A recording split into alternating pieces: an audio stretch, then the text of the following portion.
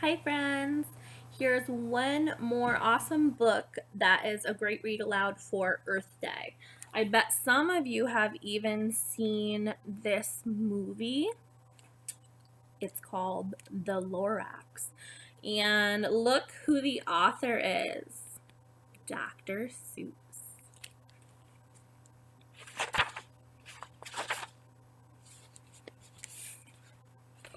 At the far end of town, where the grickle grass grows, and the wind smells slow and sour when it blows, and no birds ever sing excepting old crows, is the street of the lifted Lorax.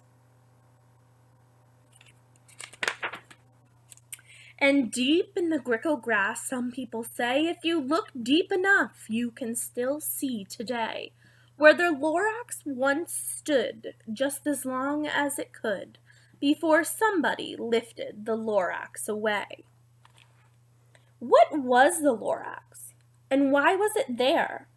And why was it lifted and taken somewhere? From the far end of town where the grickle grass grows, the old Onceler still lives here. Ask him. He knows.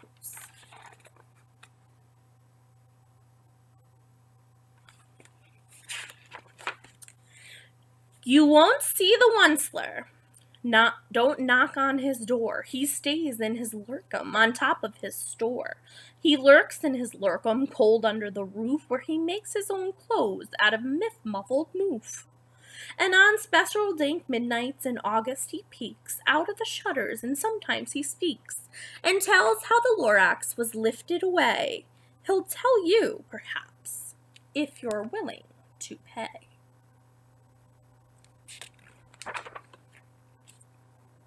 On the end of a rope, he lets down a tin pail, and you have to toss in 15 cents and a nail, and the shell of a great grandfather snail.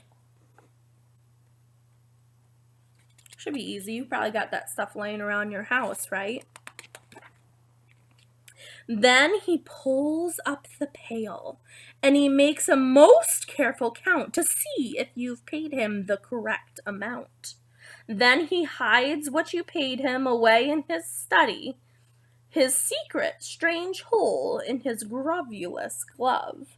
Then he grunts, I will call you by whisper phone, for the secrets I tell are for your ears alone.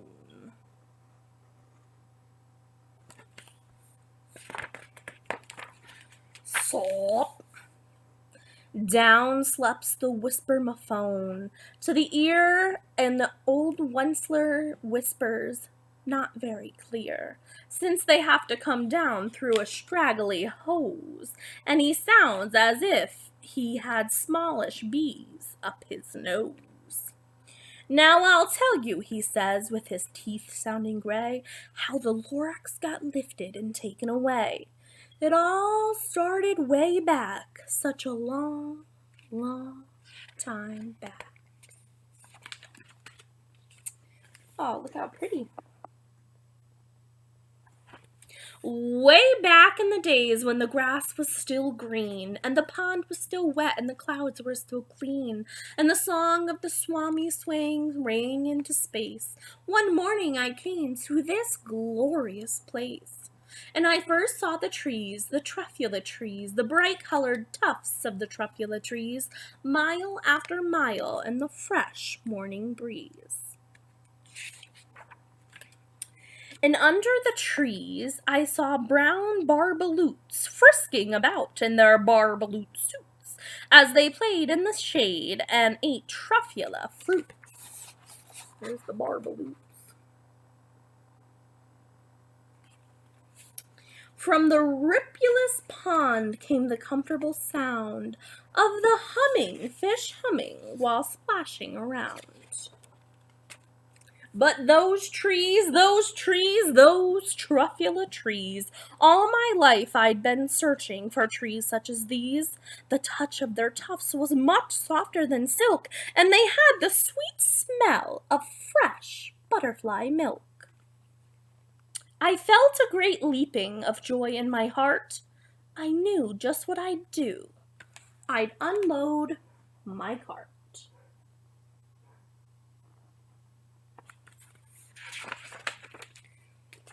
In no time at all, I had built a small shop, and then I chopped down a truffula tree with one chop. And with great skillful skill and with great speedy speed, I took the soft tuft, and I knitted a thneed.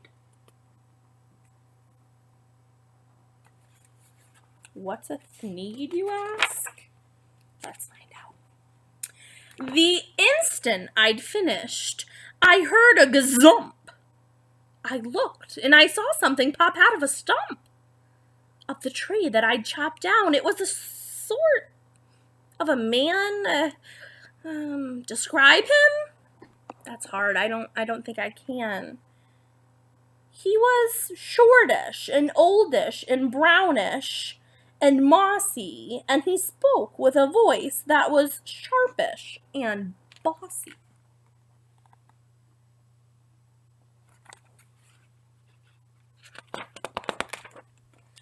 Mister, he said with a sawdusty sneeze, I am the Lorax, and I speak for the trees.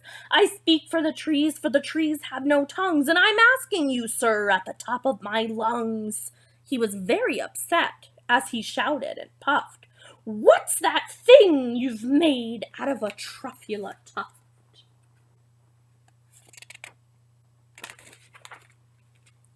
Look, Lorax, there's no cause for alarm. I chopped just one tree and I'm doing no harm. I'm being quite useful. This thing is a thneed. A thneed is a fine something all people need. It's a shirt, it's a sock, it's a glove, it's a hat, but it has other uses far beyond that. You can use it for carpets, for pillows, for sheets, or curtains, or covers, for bicycle seats. The Lorax said, Sir, you are crazy with greed. There is no one on earth who would buy that full need. But the very next minute, I proved he was wrong, for just in that minute, a chap came along. And he thought that the thneed I had knitted was great. He happily bought it for $3.98. I laughed at the Lorax. You poor stupid guy. You never can tell what some people will buy.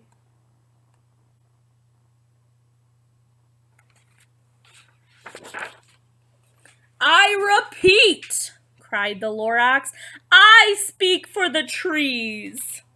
I'm busy, I told him. Stop, if you please. I rushed across the room, and in no time at all, I built a radio phone, and I put in a call. I called all my brothers and uncles and aunts, and I said, listen here.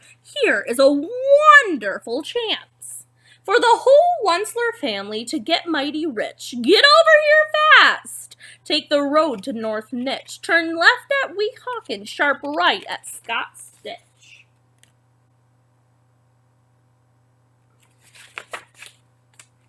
And in no time at all, in the factory I built, the whole Onceler family was working full tilt. We were all knitting thneeds just as busy as bees to the sound of the chopping down of truffula trees.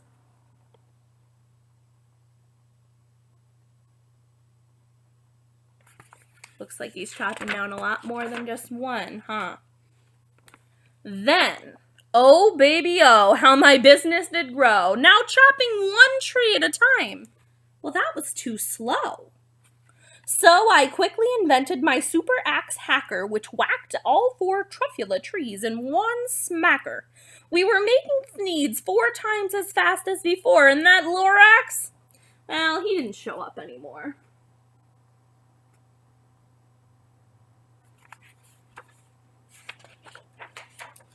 But the next week, he knocked on my new office door. He snapped, I'm the Lorax, and I speak for the trees, which you seem to be chopping down as fast as you please. But I'm also in charge of the brown barbaloots, who played in the shade in the barbaloot suits and happily lived eating truffula fruits. Now, thanks to your hacking my trees to the ground, there's not enough truffula fruit to go round, and my poor barbaloots are all getting the crummies because they have gas and no food in their tummies.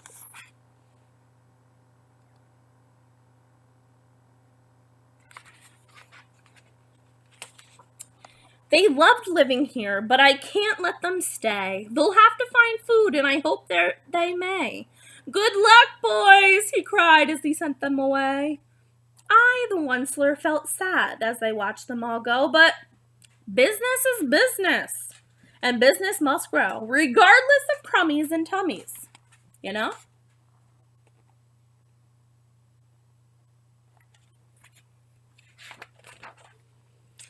I meant no harm. I most truly did not, but I had to grow bigger, so bigger I got.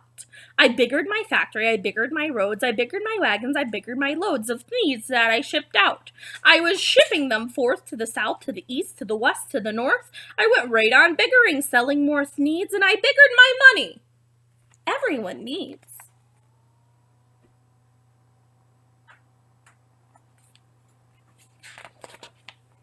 Then again he came back. I was fixing some pipes when that old nuisance Lorax came back with more gripes. I am the Lorax. He coughed and he wheezed, he sneezed and he snuffled, he snarled, he sniffed. Onceler, he cried with a crufulous croak. Onceler, you're making such smogulous smoke. My poor swami swans, why they can't sing a note. No one can sing who has smog in their throat.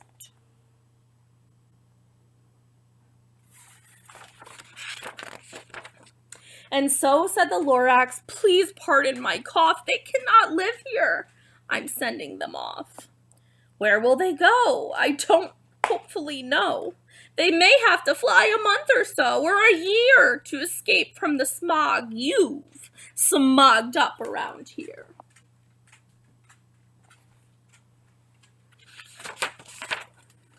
What's more, snapped the Lorax, his dander was up, let me say a few words about gluppity glup. Your machinery chugs on day and night without stop, making gluppity glup, also sloppity slop. And what do you do with this leftover goo? I'll show you, you dirty old Onceler, you.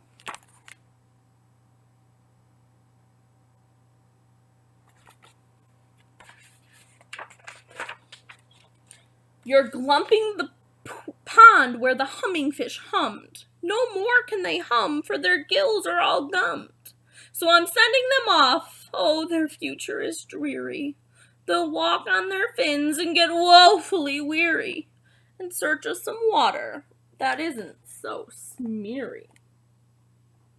Oh, that water doesn't look too clean. I wouldn't want to be swimming in there.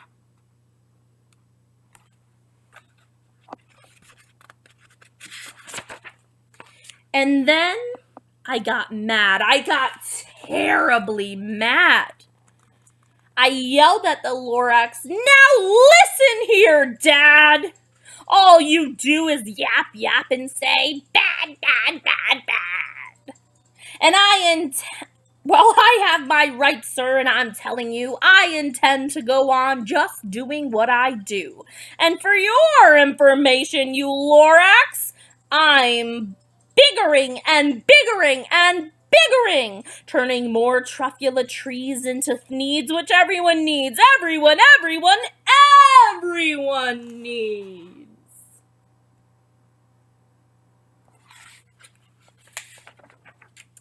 And at that very moment, we heard a loud whack. From outside the fields came a sickening smack of an axe on a tree. Then we heard the tree fall. The very last truffula tree of them all.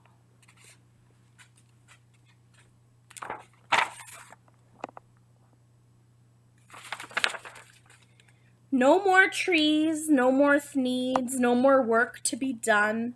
So in no time my uncles and aunts, everyone, all waved me goodbye. They jumped into cars and drove away under the smoke-smogged stars. Now all that was left 'neath the bad-smelling sky was my big empty factory, the Lorax, and I.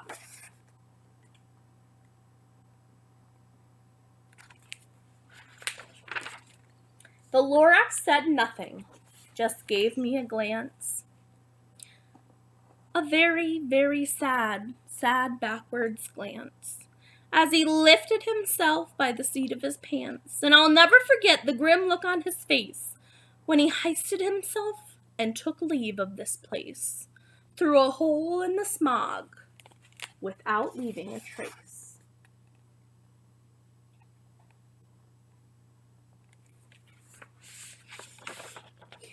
And all that the Lorax left here in this mess was a small pile of rocks with one word: unless. Whatever that meant, I just couldn't guess. That was long, long ago, but each day since that day I've sat here and worried away. Through the years, while my buildings have fallen apart, I've worried about it with all of my heart.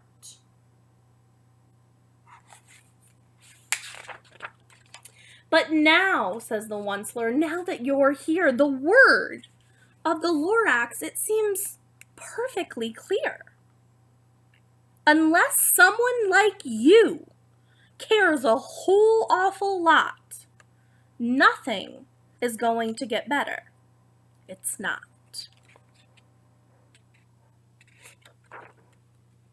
So, catch, calls the Onceler as he lets something fall. It's a truffula seed, the last one of all. You're in charge of the last of the truffula seeds, and truffula trees are what everyone needs. Plant a new truffula, treat it with care, give it clean water, and feed it fresh air. Grow a forest, protect it from axes that hack. Then the Lorax and all of his friends may come back.